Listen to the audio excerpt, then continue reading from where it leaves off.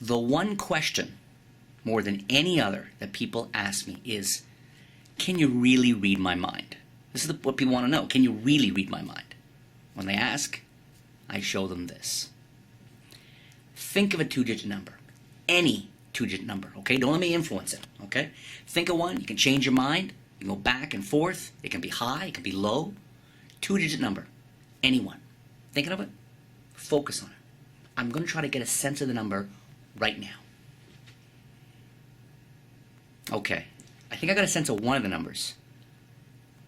The other one you're hiding from me. I can't quite get it. So let's play with the number for a second. Let's play with it and kind of bring it to life. That's the problem. Right now it's just a dead number.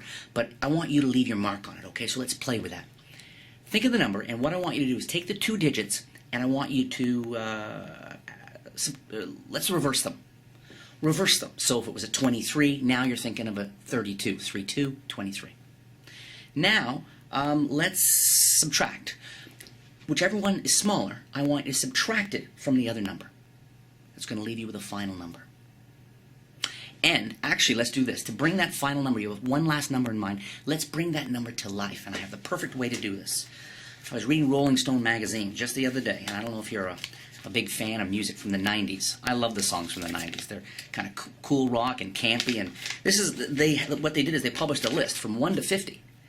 50 to 100 of the top 100 songs from the 90s, as I guess voted by their readers. And, everything from Losing My Religion to Under the Bridge to Sabotage to Eminem stuff to NSYNC, Radiohead, Green Day. And, of course, you can extend the list to someone and have other people read off a few of the songs if you want. So you're thinking of a number. Now, rather than trying to get a sense of this dead number in your head, I'm going to ask you to try to get a sense of the melody, the song. Now, like I said, it goes from 1 to 50 on this side, 50 to 100 on that. Your number, is it from 1 to 50 or 50 and 100? 1 to 50. From 1 to 50. Okay, there. Take a look at the song at the spot, at the exact spot. And what I'd like you to try to do is try to get to that spot as quickly as you can on the list. To be clear, we're looking for the song that corresponds to the one number you have in your head, because I don't want your head cluttered with other songs and other titles, okay? Take a look. Did you get it? You got it in your mind? You do. Okay. So you're thinking of a song, one of, 100 songs. You have one song in mind.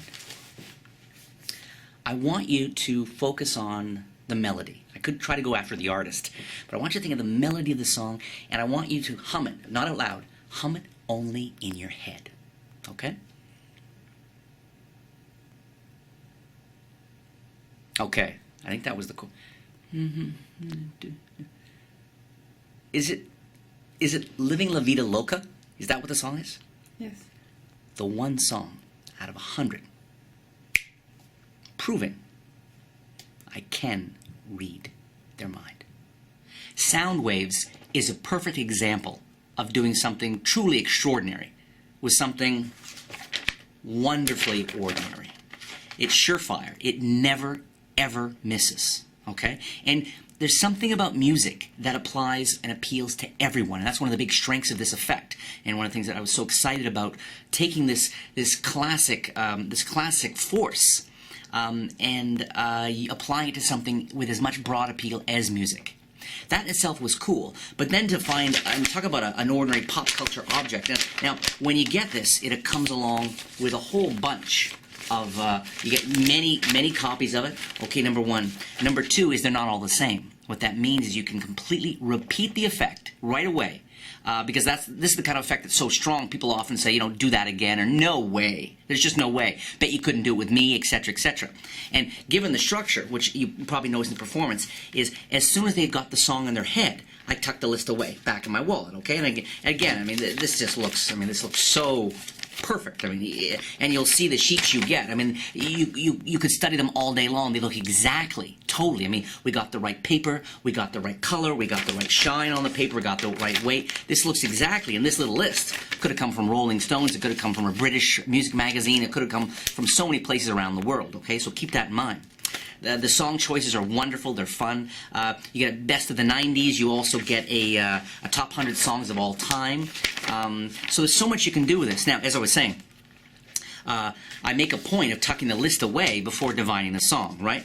And that's key in a few ways. One of the things it does is I tuck it away, okay? It goes by, okay? Then I focus and I divine, and then when someone says no way or do that again or no way, I say, fine, look, let's try it with you.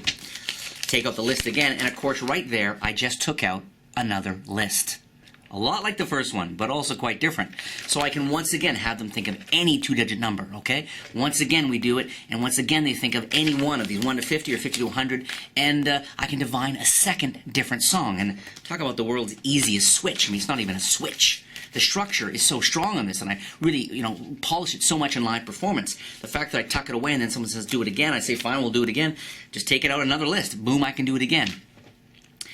It's a classic example of being able to repeat something. And in magic, of course, the idea is that sometimes you shouldn't repeat an effect.